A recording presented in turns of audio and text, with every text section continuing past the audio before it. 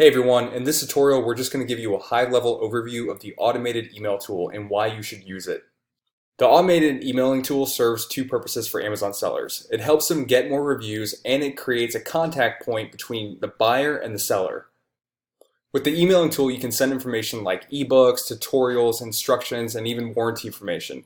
And you can include convenient links in the email that will take the customer straight to the product review page, which makes it easier for the customer to leave you a review.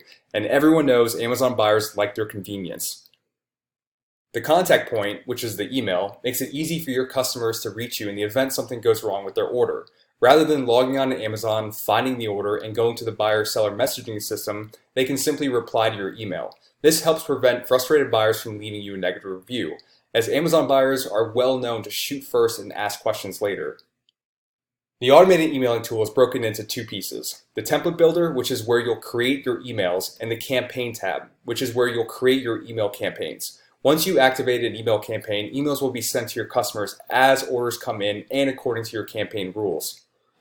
But let's say you want to send out one campaign for one product and another campaign for another product. To do that, you'll need to create two different product groups, and the products page is where you'll do that. See the products page tutorial to learn how to create product groups.